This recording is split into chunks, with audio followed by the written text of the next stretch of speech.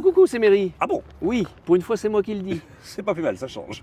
Alors Méry, ça fait quelques années que je te suis sur les réseaux D'accord. et on a le plaisir de se retrouver et de se croiser sur Marrakech. Ouais.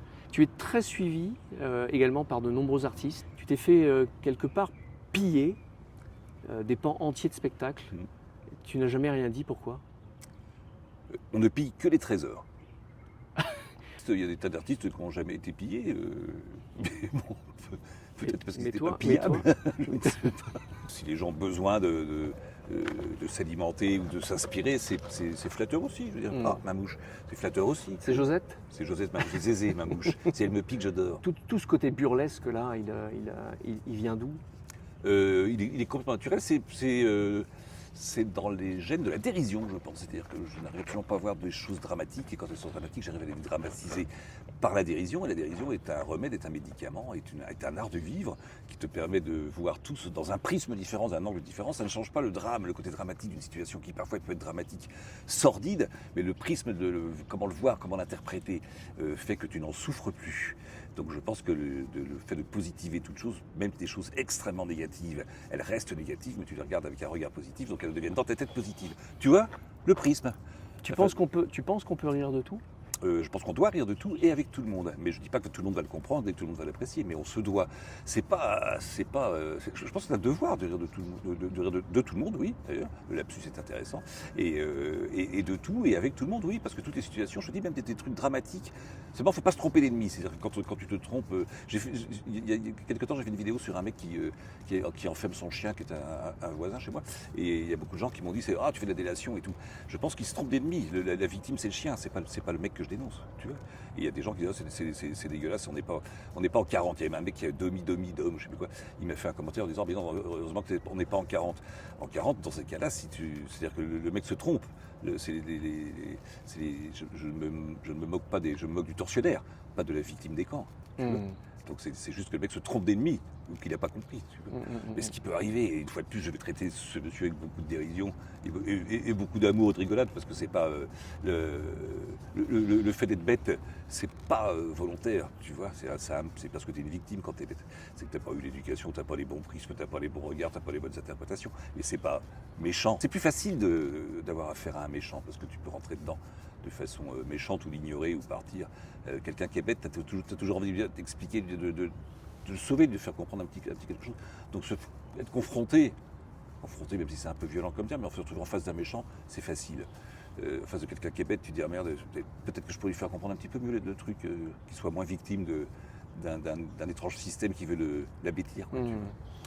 On a perdu ce côté burlesque justement des choses dans le milieu artistique. Ouais. Si on reprend des proches, des Coluche, je comprends ce que tu veux dire, parce qu'après, je pense qu'il y a une autocensure de la part des artistes qui travaillent dans le confort en faisant du stand-up, se moquer du chauve, du barbu, du gros, du petit, du maigre. Enfin, on a toujours vu ça de toute façon. Oui, toujours, c'est très très très vieux. C'est le tout début de l'humour de cabaret, de faire de la chauffe de salle. Bon, c'est maintenant, il y a des spectacles complets qui sont faits avec de la chauffe de salle. On se demande quand est-ce que tu vas débarrer le spectacle, mais c'est pas très grave, c'est un truc. C'est pas grave, c'est un passage qui va être un passage rapide. Après, on viendra au burlesque. Après, en France, c'est assez typique de la France. Il n'y a pas beaucoup de. Tu vois, les burlesques, c'était des bénilles, des beans. C'est ça, ouais. Et ces trucs-là sont souvent traités en Angleterre, notamment, ou dans les Monty Python. Monty Python. Et c'est assez peu traité. Tu n'as pratiquement pas de burlesque en France. Où il y a très longtemps, comme des Funès ou des machins. Mais qu'on ramait, hein. Qu'on ramait parce que le burlesque, c'est pas un truc. Et c'est pourtant le burlesque est sans doute le truc qui procure et qui provoque le rire le plus immédiat sans réfléchir. C'est-à-dire que tu mets un burlesque sur scène, c'est quelqu'un, ce qu'on appelle la visa comica, c'est quelqu'un qui va monter sur scène et qui va faire rire. Les gens ne pourront pas dire pourquoi. Ils rient, parce que le mec, il dégage un truc drôle de façon spontanée. Mais on ne sait pas pourquoi, hein. Et je peux te dire que l'artiste lui-même non plus ne sait pas pourquoi. C'est-à-dire que le burlesque, en fait, c'est ton clown qui t'envahit. C'est-à-dire il faut laisser venir le clown, tu vois. Donc, en fait, tu montes sur scène un jour, je pense qu'il y a un clown qui doit t'envahir, et tu fais rire les gens, et tu es le premier surpris à déjà pourquoi il rit. Parce que tu dois avoir ton clown qui t'est rentré dedans, et tu t'en es pas rendu compte toi-même. Tu parles souvent de bouffon. Ouais. T'aimes bien ce terme de bouffon? Ouais, parce que le bouffon, c'était un type qui était lié au pouvoir, assez proche du pouvoir, et qui se moquait en face des gens de pouvoir. Du pouvoir, certains l'ont payé cher, hein, des bouffons. mais c'était des proches du pouvoir qui étaient là pour se moquer du pouvoir, qui le faisaient avec suffisamment baiser, et qui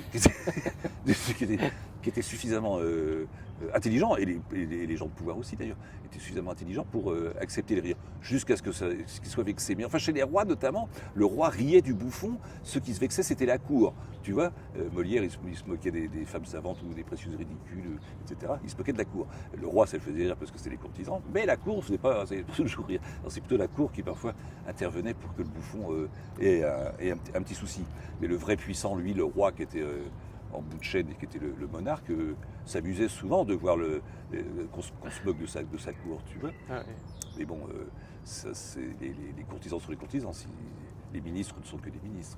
Alors justement, en parlant de clownerie, de bouffon, on voit Méry au travers du curé, au travers de la carotte, au travers de certaines pièces de théâtre. Qu'est-ce qui se cache derrière cette... Oh, il se cache rien. Il se cache... derrière le curé, par exemple. Derrière le curé, c'est même pas caché. C'est la criminalité du Vatican. Alors, le côté burlesque du curé qui est déjanté parce qu'il est déjanté. De toute façon, un mec qui... bien sûr qu'on va survoler la pédocriminalité, ces choses-là. On ne survole pas parce que c'est dit sans jamais de vulgarité. Hein. Quand je dis petit garçon, viens faire un câlin, il n'y a jamais de viens faire, il n'y a pas des mots crus. Alors que les gens disent quand même t'accuser de pédophilie, c'est petit garçon, viens faire un câlin. À la base, il n'y a pas de pédocriminalité. Si les gens le comprennent comme ça, c'est qu'ils ont une source d'information qui fait qu'ils le lient à cette idée-là. Ça, c'est l'information, c'est le 20h. C'est pas moi qui le fais. Le Vatican qui reconnaît 300 000 crimes de pédocriminalité, c'est pas moi qui le fais. Donc effectivement, quand je dis simplement la phrase petit garçon, il va faire un câlin, tout le monde a dans sa tête la référence de l'information, de la culture, de ce que le Vatican reconnaît lui-même. Tu vois. Donc ça, c'est juste l'information. Ça, alors c'est traité, comme je te disais tout à l'heure, sur un prisme burlesque et la dérision. L'acte est dégueulasse, mais tu peux en parler, une fois de plus, sans tromper de victime. Tu te trompes pas d'ennemi. C'est-à-dire que la victime, c'est pas le curé que tu dénonces, c'est bel et bien le petit garçon, d'accord. Donc souvent, des gens disent c'est une façon. C'est pas bien de se moquer des curés. Non, c'est pas bien ce que font les curés. C'est une erreur d'interprétation qu'ils font. C'est quelque part se moquer de la religion, et de toutes les religions, et de ceux qui s'en servent, quelque part. Oui.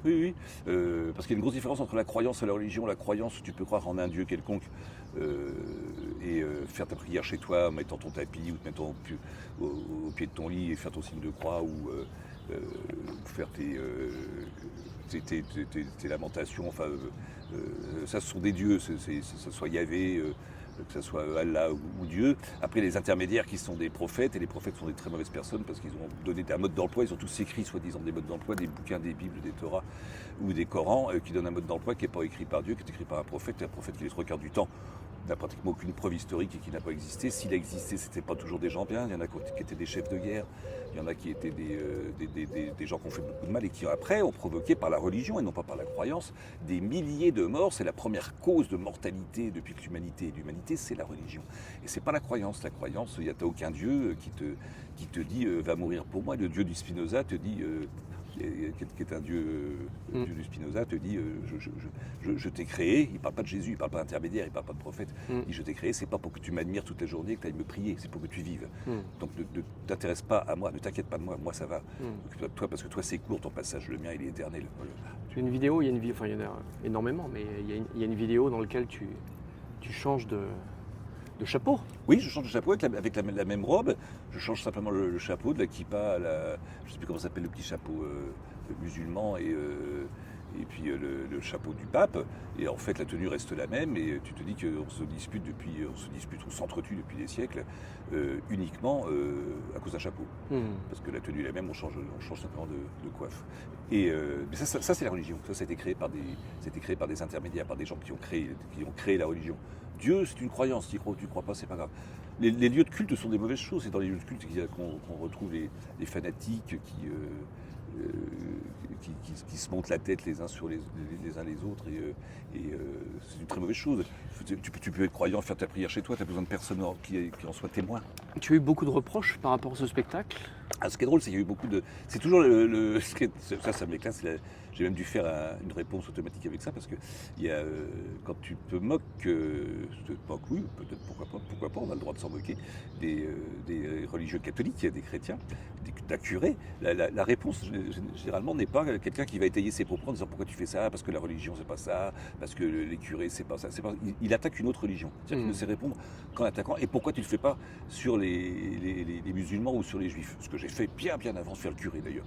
Mais ça, et bizarrement, ce que je vais te dire, bizarrement, quand je me moque des musulmans de l'imam de Villepinte, etc., je n'ai pas pratiquement aucune critique méchante des musulmans. C'est tout ça, donc ça fait peur. Et quand tu fais sur les chrétiens, ils ne se défendent pas.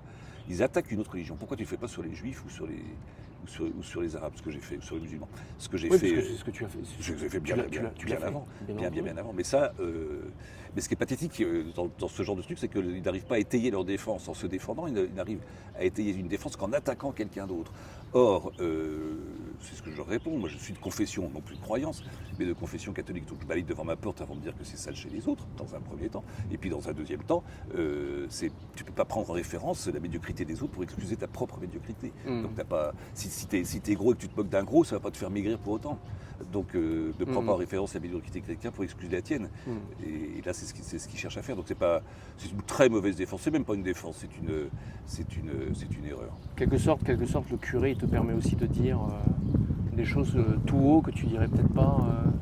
Oui, passer par un personnage. Tu vois là, pour pouvoir le dire. Ouais, voilà. Là, comme on fait l'interview un petit peu plus sérieuse en plus, hein, je peux dire la même chose. Le personnage lui permet de te dire, surtout en conservant mon optique, c'est-à-dire par la dérision. Quand je parle de la carotte, tout ce que justement. Voilà, tout ça sont des sujets politiques, enfin d'actualité grave, chiant, triste, parce qu'il y avait des gens dans des situations hyper complexes. Hein. Mais si je le disais sérieusement, comme je pourrais le faire là, ça ne changera rien au fait que l'acte commis par les gouvernants, il est assez odieux. Ça ne change rien, ce fait-là. La façon de le dire et de le regarder peut changer ton bien-être à toi dans ta tête, tu vois. Et peut-être passer à une action un jour. Sauf si tu deviens aigri, haineux, renfermé, sclérosé, dans lequel tu n'es plus qu'un caillou et il ne se passe rien, tu vois. Donc c'est pas mal de sensibiliser, tout ça par le rire, même si la réaction elle est parfois un peu violente de la part des gens qui ne comprennent pas que ça peut faire bouger et réfléchir. Eh bien, tant pis, il faut continuer à le faire. On n'est pas là pour plaire à tout le monde, hein, tu vois. Alors le curé, c'est un personnage qui a voyagé énormément, parce que tu as fait des spectacles dans le monde entier grâce à lui. Et puis, à la naissance, quelque part, ou peut-être des réseaux sociaux, dans les années 2005-2006, il y a ce personnage de la carotte qui est arrivé. C'est devenu tellement énorme et récurrent. C'est-à-dire que chaque décision qui est prise par un gouvernement ici, enfin pas ici, en France, et ce ne sont que des lois ou des choses qui sont des contraintes ou des restrictions où c'est punitif. Il n'y a jamais un côté positif dans les lois, dans quelque chose qui va procurer du bien-être aux gens. Quand il y a quelque chose qui passe, on était à 50 km/h, on passe à 30. On est à 30, on passera à 12. On était en voiture, on interdit de faire circuler des voitures. Mais la production des voitures chute, ça provoque du chômage. Et d'un autre côté, on te dit qu'il ne faut plus utiliser de voitures. Donc il n'y a rien de cohérent dans les raisonnements politiques et économiques. Rien n'est cohérent. Rien ne marche main dans la main. Sinon, tout irait extrêmement bien d'ailleurs. C'est pas cohérent pour le peuple. Non. C'est cohérent pour ceux qui gouvernent. C'est cohérent pour abêtir le peuple. Mais c'est pas cohérent pour le bien-être du peuple. Le peuple, il se doit d'être abêti et de plus être capable de réfléchir, de fonctionner et de réagir. On réagissait encore il y a peut-être quelques années sur un carburant à 1,35 €, mais quand on est à 2,50 €, ça ne bouge plus. On est corné, tu sais. Je fais de la guitare, tu vois, le bout de mes doigts il est corné parce que ça fait très longtemps. Donc je ne sens plus le bout de mes doigts quand je joue de la guitare parce qu'il y a de la corde. Et je pense que j'ai l'impression que les gens sont peut-être... Si on prend une image un peu chaudasse, je dirais qu'ils ont tellement pris qu'ils sont cornés, ils ne sentent plus quand ça rentre. Hein, tu vois. Ils ont été bien préparés, loin d'huile, de Saint-Doux, de façon à ce que tout va pouvoir rentrer sans la moindre douleur. Donc tu n'as pas de réaction, tu n'as pas le « aïe ». T'as pas le aïe, Zézé. T'as pas le aïe. Encore là, Zézé. Tu n'as pas le petit aïe, tu vois. Donc ça passe très bien. Et ça passera de mieux en mieux. Et là-dessus, je pense que l'État actuel, l'État qui est un mauvais État, est en place très certainement pour toujours. Et qu'est-ce qui fait que justement ça pourrait changer? Faire un État neuf, c'est-à-dire changer absolument toutes les... Pas changer, parce qu'en fait, ça serait... Évoluer. Oui, évoluer. Mais il ne faudrait pas évoluer avec ces mauvais États, parce que quand tu pars de fondation pourrie, tu as assez peu de chances de monter quelque chose d'assez haut qui tienne le coup, tu vois. Ouais. Mais c'est pas très grave, tu peux apprendre du mauvais État qui nous a appris depuis longtemps, là, cette espèce de... Parce qu'on est toujours en monarchie, on a toujours un seul homme qui décide en bout de course. Hein. On nous a fait croire qu'on était passé en République, mais là, on est bien obligé de constater, notamment depuis quand tu fais un référendum aux Français, que j'ai entendu votre réponse, mais je m'en fous, il faut bien reconnaître qu'on est retombé en monarchie depuis longtemps. Donc on est en monarchie, donc la monarchie, on sait comment elle s'est soldée en France. Ce serait bien que ça se resolde à nouveau comme ça se fera peut-être pas, ça se fera ou ça se fera pas. En attendant, si on n'a pas le temps d'attendre une manifestation populaire, si on n'a pas le temps d'attendre tout ça, on peut construire un nouvel État, mais sans toucher à l'État actuel. Hein. C'est-à-dire que tu montes un État, tu vois, ici on est dans un jardin où il y a des plantes, et une plante elle pousse parce qu'il y a des gens qui mettent de l'eau. Oui, bien sûr. Ouais. Mais si on arrêtait d'alimenter un État qui est un mauvais État, il meurt de tout seul, ce qui t'empêche pas de monter à côté un nouvel État que lui t'arrose, c'est-à-dire tous tes impôts, toutes tes charges et toutes tes taxes, tu dis je vais le mettre, je ne refuse pas de le payer, je vais payer à un autre État, tu vois. C'est-à-dire dans un nouvel État, dans un État neuf, et on laisse tomber le mauvais État. On ne va pas lui faire la guerre au mauvais État, on perdrait. C'est lui qui dirige les armées. Mais faire passer les armées sur l'État neuf sans détruire l'ancien État qui va mourir de lui seul, parce que quand tu n'es plus arrosé, plus alimenté, tu te dessèches et tu meurs tout seul, et tu alimentes un nouveau système à côté, qui est un système qui serait plus cohérent, qui est un système politique, parce que c'est de la politique, la définition de la politique, il y a beaucoup de gens qui l'ont ignoré. La politique, c'est savoir... organiser et gérer le pouvoir. Voilà, donc on t'a donné un pouvoir. Là, on a des élus qui ne sont plus élus depuis bien longtemps, par personne. Ils sont élus par 10% du peuple, donc ça représente une personne. Ce que tu dis dans certaines vidéos. Voilà, il commande un groupe de 10 pendant 5 ans, voire 10 ans, alors qu'il y a une seule personne qui a voté pour lui, donc il n'est plus du tout élu par le peuple, par personne. Et ça, c'est un truc qui ne peut plus tenir, mais ça tiendra toujours tant que les gens arriveront en disant « je suis candidat ». Et pourquoi il est candidat? Qui va donner l'autorisation d'être candidat? C'est le peuple qui devrait dire « je propose que monsieur soit candidat, est-ce que tu veux bien nous représenter ?» Là, c'est pas le cas, c'est le mec qui dit « je me présente ». De quel droit? Est-ce que le peuple t'a donné le droit de te présenter? Ne serait-ce que de te présenter, même pas pour voter pour toi, mais simplement de te présenter. Qui te donne cette autorisation? On sent bien dans tout ce que tu fais, dans toutes tes vidéos, que tu es proche justement du peuple, tu es proche de ces gens, des gens simples en fait. Des gens normaux. C'est-à-dire que je suis normal et les gens sont normaux. Il y a des gens maintenant, il y a une partie du peuple qui est vachement méprisée parce qu'ils ont plus de vocabulaire, ils n'ont plus de tenue, ils n'ont plus d'idées, ils n'ont pas d'esprit, ils n'ont pas d'idéologie, ils n'ont pas de moralité ni de morale, ils ont pas, tu vois. Mais ça, c'est pas leur faute. Les gens ne naissent pas cons. Ils naissent tous avec à peu près, même si tout le monde n'a pas le même disque dur, à peu près la même possibilité d'emmagasiner des informations. Si tu leur donnes pas d'informations, ils n'ont rien à emmagasiner. Donc ils vont rester à peu près au stade primaire, comme ils sont nés. Tu sais ce que disait, ce qui est attribué à Einstein, si tu apprends à un poisson rouge à grimper aux arbres, il finira par croire toute sa vie qu'il est stupide. Oui, tu peux apprendre aux gens, discuter, mais il faut ou parler. Peut-être qu'on le fait un peu de façon complexe, mais je ne trouve pas, parce que je pense que les mots employés sont simples et volontairement simples. Donc et tout le monde a la faculté de compréhension. Sauf si tu dis à quelqu'un depuis qu'il est tout petit qu'il est complètement abruti. Donc il sera persuadé qu'il est complètement abruti. Donc il ne peut pas comprendre. Mais tu connais cette phrase, hein, ils ne savaient pas que c'était impossible, alors ils l'ont fait. Voilà, là quand on parle d'un État neuf, tout le monde va dire « oh là là, c'est complètement, c'est utopique tout ça ». Mais non, la structure elle est simple, elle est tellement simple, il suffit de changer les têtes Tu sais, De Gaulle, il disait l'intendance, c'est fait pour suivre, pas pour gouverner. Donc il suffit de changer les têtes. À partir du moment où tu changes les têtes, le système, les ministères, même si tu changes les noms des ministères, si tu mets au ministère un ministrateur, on a déjà pensé tout le système, hein, un administrateur de l'agriculture, c'est un mec qui connaît l'agriculture. C'est pas un énarque qui sort et qui sait gérer une administration. Non, c'est un mec qui connaît son domaine. Un artiste, ce sera, la culture, ce sera un mec qui a de la culture, qui va parler d'un sujet qu'il connaît, tu vois. Donc c'est avec ce genre de changement, et que ça, c'est qu'ils sont des administrateurs, mais après la structure administrative, elle peut rester. À partir du moment où tu as une nouvelle tête qui donne des ordres différents et qui va dispatcher l'argent différemment selon la façon dont il l'a pensé, eh bien l'intendance n'a qu'à suivre.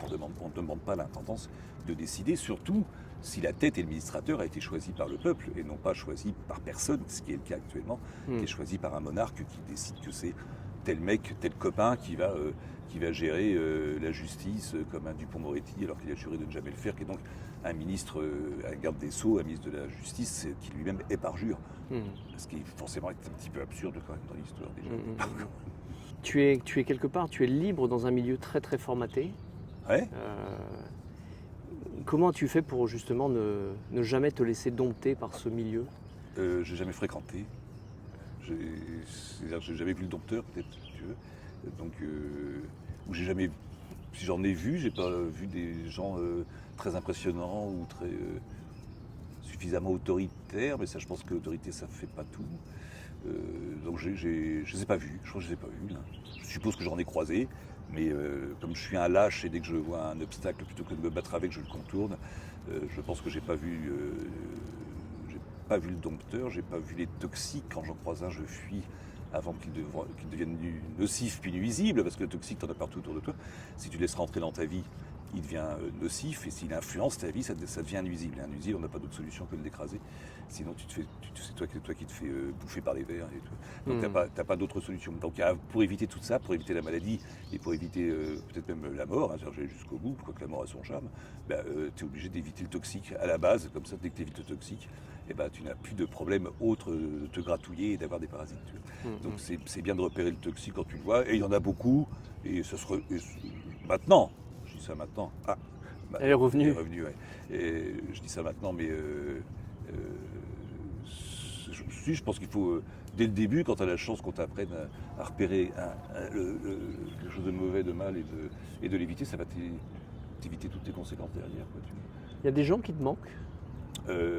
Qui me manquent, non, parce que j'ai les décès et les gens qui sont partis proches que j'aimais, ils me manquent pas dans la mesure où je les revois assez régulièrement, et je sais que je vais les rejoindre, pas forcément dans un au-delà, hein, peut-être je suis pas forcément sur le truc au-delà machin, mais dans une autre dimension. Et puis ils me manquent pas parce que de toute façon les parents, surtout ceux-là, hein, il y a quelques amis bien sûr, mais les parents, c'est eux qui t'ont conçu, donc il n'y a pas de quoi être inquiet, parce que de toute façon, ça c'est les gènes.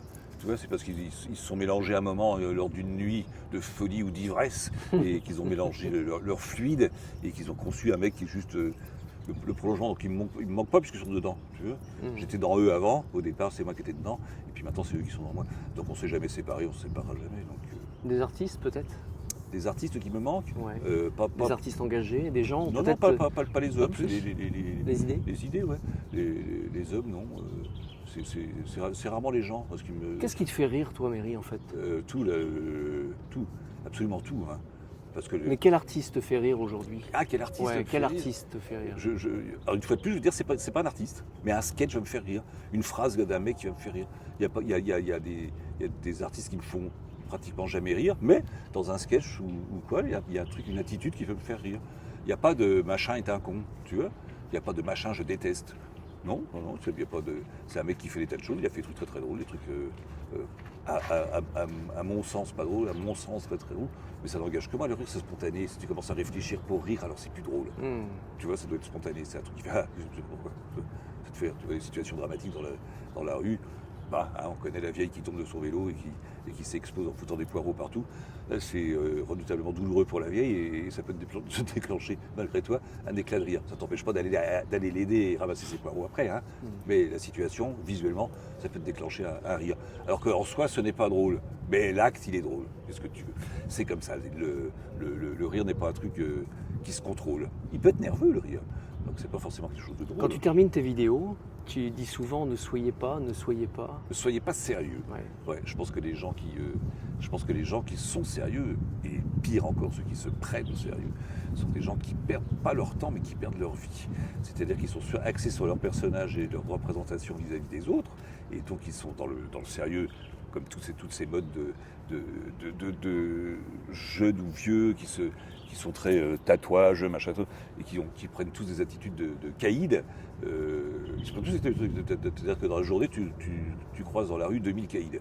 C'est des mecs qui sont... ou le barbu, la tête rasée, les bras croisés, les tatouages, le machin, la musculation. Et les mecs veulent tous être des caïds. C'est donner l'impression qu'ils sont des durs. Tous les gens ont l'impression qu'ils sont... c'est le grand trip. C'est quand quelqu'un te croise, il se pose l'impression que les femmes, un homme va être totalement admiré parce que le mec il a une tête de tueur, donc le mec il est admirable. Bon, toi, ça par exemple, qu'est-ce qui me fait rire? J'en croise dans la rue qui sont des montagnes de muscles tatoués et qui te font des regards, tu vois, et ben, lui, il me fait rire. Mais spontanément, il va me faire rire. Il ne le prend pas toujours bien, mais c'est ça qui me fait rire. Je le trouve super rigolo, tellement marqué, tellement stéréotypé, qu'il va me faire rire, quoi. Là, qui a la casquette, la sacoche, la barbe, le machin, et le tatou, la muscu, il me fait rire. Il me fait rire. Je ne sais pas si le type est conscient qu'il porte un uniforme, et c'est très drôle parce que les trois quarts de ce comportement leur font penser qu'ils sont rebelles. Alors ils sont tout, mais vraiment tout sauf rebelles, c'est-à-dire qu'ils sont dans le football avec le maillot Qatar, et ils pensent qu'ils sont rebelles alors qu'ils sont complètement dans le schéma le plus classique. Tu sais, ça fait penser il y avait un Cabu qui est décédé pendant les attentats, qui a été assassiné. Il avait un personnage qui s'appelait le beauf de Cabu. Et le beauf de Cabu, il avait un bob, je ne sais pas si tu te rappelles de ce personnage-là, oui. Il avait un bob, une moustache barbu ou mal rasé, un Marcel et un bas de jogging. Ça s'appelle le beauf de Cabu. Là, tu regardes aujourd'hui, tu as la mode. Ah, Zézé, on est en plein dans le beauf de Cabu. Donc, mais à la différence que le beauf de Cabu était conscient qu'il était un beauf, et alors qu'aujourd'hui le beauf qui a la tenue du beauf est persuadé qu'il est un rebelle. Donc on a changé l'axe on fait croire à des gens qui sont des beaufs, c'est-à-dire des victimes, qui sont rebelles. Alors ils sont victimes, mais ils sont tellement victimes qu'ils ne se rendent pas compte qu'ils ne sont pas rebelles, quoi. Si tu avais un message pour terminer, si tu avais un message à faire passer face caméra, quelque chose que tu aurais envie de dire et que tu n'as jamais dit. Jamais dit. Je ne veux pas te dire ne soyez pas sérieux parce que je l'ai déjà dit. Il y a des choses que j'ai jamais dites, je ne veux pas te dire parce que je pense que j'ai tout dit. Je pense que je dis tout au fur et à mesure où ça vient. Tu vois, c'est pour ça qu'il y a peut-être un débit un peu rapide, mais tout ce que je pense. Tout ce que tu penses en spectacle, tu le dis. Tout ce que tu penses avec la carotte, tu le dis. Ouais. Et dans la vie, je pense que c'est à peu près pareil. Il n'y a pas de retenue, il n'y a pas de... regarde Zézé, ça c'est Zézé. Elle a envie de te faire passer un message, c'est elle qui vient te donner de l'inspiration. C'est peut-être elle qui a raison, c'est elle qui a le mot de la fin, Zézé. C'est-à-dire que je te pique, tu t'endors. Et c'est pas mal de s'endormir. Et s'endormir avec la mort. Ah ouais, peut-être que je dirais qu'il ne faut pas avoir peur de ce qu'on appelle la mort qui n'existe pas. Tu sais, tu me parlais d'Einstein tout à l'heure, Einstein disait que le début n'avait jamais existé, que la fin n'existe pas, mais que la nature humaine ne peut pas le comprendre, parce que nous on a été élevés avec des âges, on nous donne des âges, on nous donne du temps, on nous donne une échelle de temps, une échelle de valeur. Quand tu es vieux, l'ancien, le jeune, le machin, on nous donne des échelles de valeur qui font que tout d'un coup tu t'approches de la fin parce que tu penses que c'est la fin. Donc tu as peur et tu deviens l'ancien.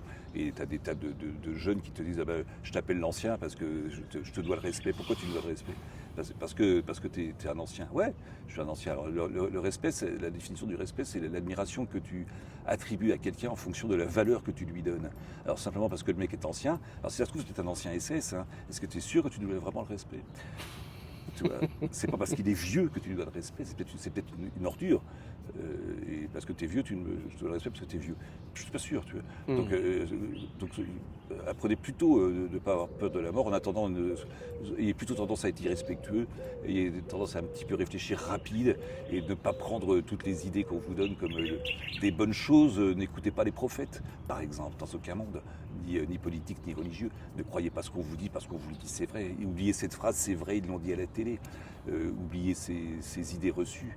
Retrouvez votre libre arbitre, pensez par vous-même et non pas par ce qu'on vous dit. Voilà, il y a plein de choses qui font que... Mais ce que je te dis là, par contre, et ça c'est la réalité, enfin en tout cas c'est la réalité comme tout ce que je t'ai dit avant, c'est mon ressenti, c'est que la spontanéité, être à lâche, éviter les obstacles, contourner les obstacles, tu iras bien plus vite et bien plus loin si tu ne te bats pas à chaque obstacle, tu les contournes, on va te dire t'es à lâche, oui je suis à lâche mais j'ai évité les toxiques, les mauvais et les nocifs, j'irai beaucoup plus loin en bonne santé sans être blessé, j'irai de A à Z beaucoup plus loin que toi, j'irai jusqu'à Z alors que toi si tu t'es battu à B, à C, D ou E, tu vas mourir à F, tu vois. Donc évite les obstacles, évite les toxicités, évite les choses stupides, les gens qui ne valent pas la peine, les idées qui ne valent pas la peine. Pense par toi-même, construis, amuse-toi, ne pense pas que le schéma de la société qu'on te donne, femme, enfant, emprunt voiture et emprunt maison, soit une bonne chose. Là, tu entretiens des banques, mais tu ne fais pas ta vie. Tu fais la vie des banques. C'est pas l'enfant, il est fait pour payer la dette, la femme pour la consommation, ainsi que l'homme d'ailleurs. Et puis les prêts sur les maisons, les voitures, c'est uniquement pour entretenir le système. Donc tout ça, c'est un truc qui ne fait pas le bonheur. Hein. Je pense qu'on croise tous dans notre vie des gens mariés qui ont 12 gosses qui ne sont pas au comble du bonheur. Tu vois. Et par contre, on rencontre parfois quelques gens seuls, sans femme et sans enfants, qui ont une légère tendance à être heureux. En tout cas, merci Méry pour cette interview et du temps que tu nous as accordé à Marrakech, que tu m'as accordé à Marrakech. Et à tout le monde, avec grand plaisir. Merci encore. De rien. Et à bientôt. Tout le plaisir fait pour moi. Allez. Et ma mouche, c'est Zé.